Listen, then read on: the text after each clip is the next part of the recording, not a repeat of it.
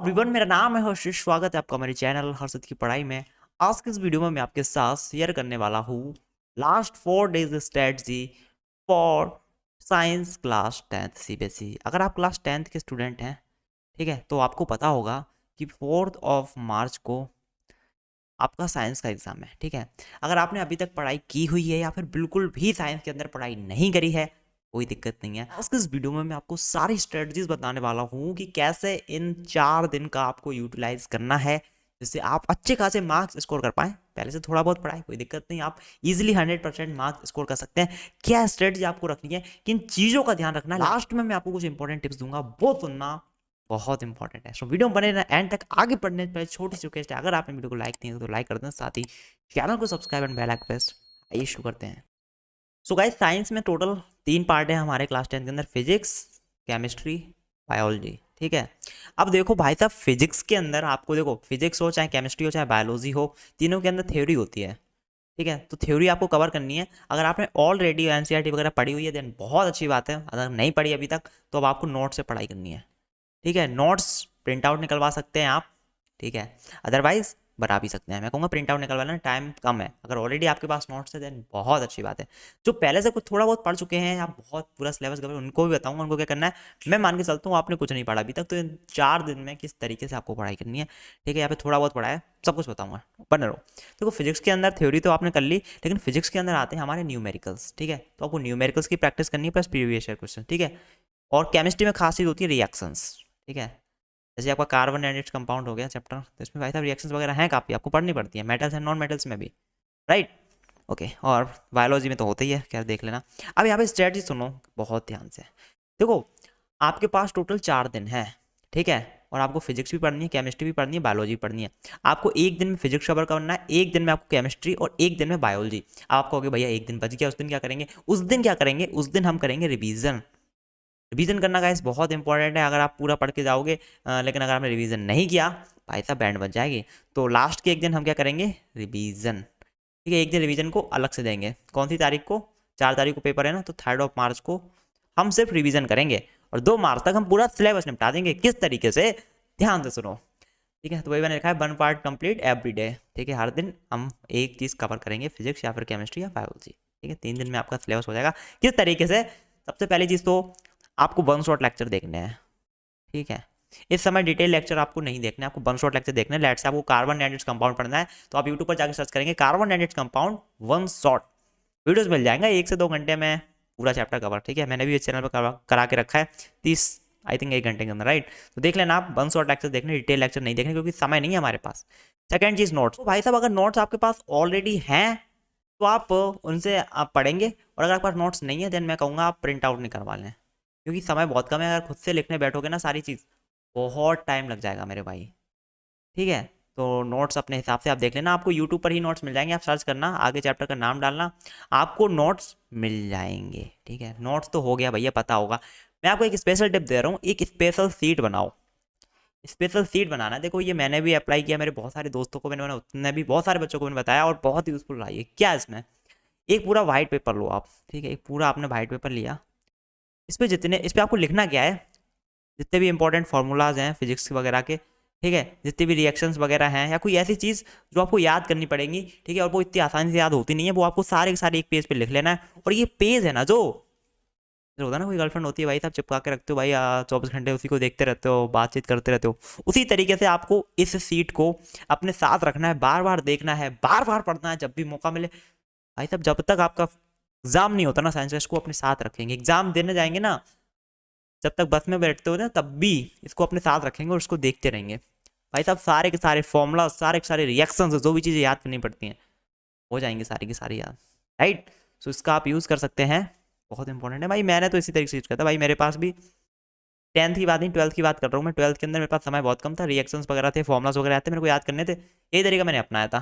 ठीक है, आप भी अपना सकते हैं, और रखा भी मेरे पास, अभी भी पेज रखा है, वो ढूंढना पड़ेगा, सामने पड़ा है। ठीक है, ओके। तो आपने भाई साहब क्या करना है? 1 शॉट लेक्चर देख लिए, ठीक है, नोट्स प्रिंट आउट निकलवा लिए। अब नोट्स का करोगे क्या? क्यों प्रिंट आउट निकलवाए, क्यों बनाए नोट्स?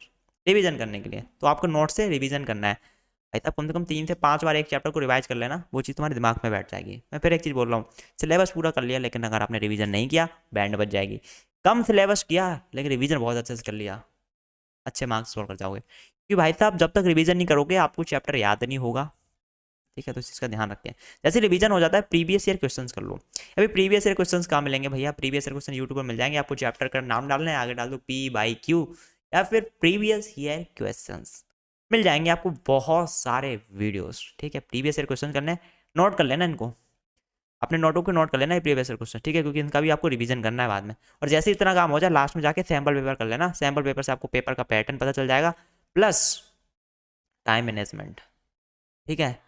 ये जो सैम्पल पेपर है ना सीबीएसई की ऑफिशियल वेबसाइट पर भी मिल जाएगा, या फिर आपने कोई बाई किया हुआ है तुम्हारे दोस्त के पास है तो उससे भी आप कर सकते हैं, ठीक है। जैसे आप बोर्ड एग्जाम देने वाले हो ना, सेम उसी तरीके से सैम्पल पेपर को आपको सॉल्व करना है, ठीक है। अब कर ही लोगे मेरे भाई, जब आपने नोट्स पढ़ ली भाई साहब, जब आपने नोट्स पढ़ लिए, नोट्स का रिवीजन कर लिया, प्रीवियस ईयर क्वेश्चन कर लिए, सैम्पल पेपर तो कर ही लोगे, बस थोड़ा आइडिया मिल जाएगा कि बोर्ड एग्जाम कैसे आएगा, कितने क्वेश्चन आएंगे, राइट।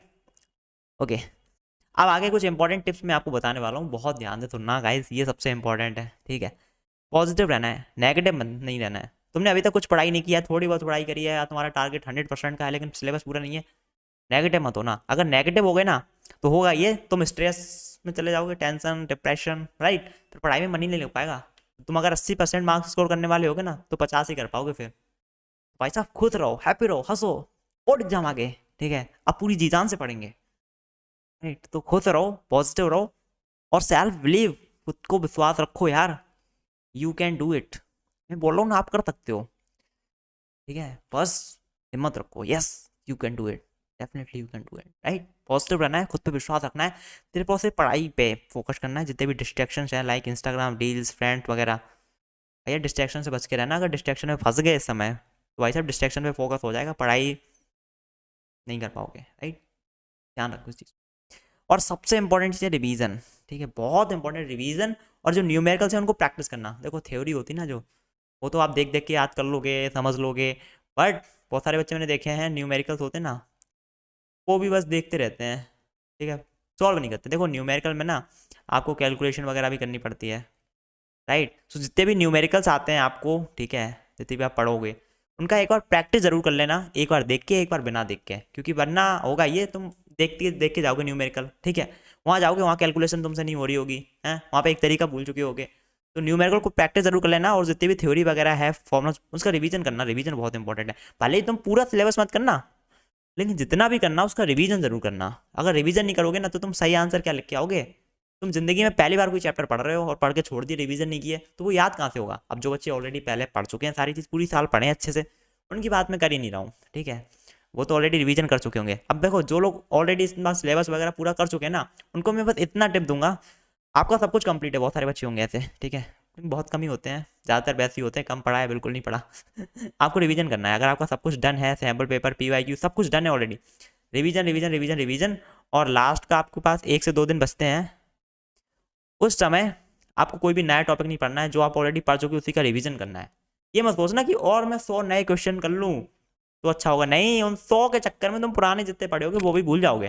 तो रिवीजन करना है जो सब कुछ कवर कर चुके हैं। और एक टिप दूंगा सभी लोगों को, मेडिटेशन करो प्लस योगा एंड एक्सरसाइज करो, ये बहुत इंपॉर्टेंट है। होता क्या है आजकल बच्चों को ना, मतलब बैठा नहीं जा रहा, यहाँ दर्द हो रहा, वहाँ दर्द हो रहा, सर दर्द हो रहा, क्यों, फिजिकल हेल्थ की तरजीह उड़ी पड़ी है, या सुबह उठते हैं नींद आ रही होती है, पढ़ाई पढ़ते हैं बहुत सारे बच्चों को नींद आती है, सुबह उठते हैं भाई उठा ही नहीं जाता, नींद आती है, क्यों, आलस भरा है तुम्हारे अंदर। तुम भाई साहब योगा करोगे ना, एक्सरसाइज करोगे, सुबह उठ के पुशअप्स कर लो, जितना भी आलस है ना सारा का सारा भग जाएगा। मैं डेली करता हूँ, ठीक है। और बहुत सारे बच्चे ऐसे होते हैं, भैया फोकस नहीं कर पाता हूँ, मोबाइल में घुस जाता हूँ, 5 मिनट से ज़्यादा पढ़ाई नहीं कर पाता हूँ, फिर तुरंत इंस्टाग्राम रील्स खोल लेता हूँ, क्योंकि तुम्हारे माइंड में तुम्हारा कंट्रोल नहीं है, समझ रहे हो। तो फोकस बढ़ाने के लिए, अपने माइंड को स्टेबल रखने के लिए, मेंटल हेल्थ को सही रखने के लिए मेडिटेशन करना बहुत इंपॉर्टेंट है। अब मेडिटेशन क्या होता है भैया, चाहोगे तो वीडियो बना दूंगा, अदरवाइज आप यूट्यूब पर सर्च कर लेना मेडिटेशन कैसे करें, म्यूजिक्स वगैरह होते हैं, एकदम रिलैक्स होकर मेडिटेशन करो अच्छे से, तुम्हारी मेंटल हेल्थ अच्छी रहेगी, और योगा एक्सरसाइज करोगे उससे तुम्हारी फिजिकल हेल्थ अच्छी रहेगी उससे, राइट। सो गाइस यही थी आज की वीडियो, आई होप आपको वीडियो पसंद आई होगी। अगर पसंद आई हो तो वीडियो को लाइक करें, बाकी कोई प्रॉब्लम कुछ भी डाउट हो तो आप नीचे कमेंट कर सकते हैं। एंड अगर आपने मेरे को इंस्टाग्राम पे फॉलो नहीं किया तो लिंक मैंने डिस्क्रिप्शन में दे रखा है, आप इंस्टाग्राम पे फॉलो कर सकते हैं, एंड मेरे को मैसेज भी कर सकते हैं, मैं आपका रिप्लाई जरूर करूंगा। चलिए क्या इस वीडियो में इतना ही, वीडियो को लाइक नहीं है तो लाइक कर दें, साथ ही चैनल को subscribe and bell icon press. मिलता हूँ अगली वीडियो में, टिल देन टेक केयर।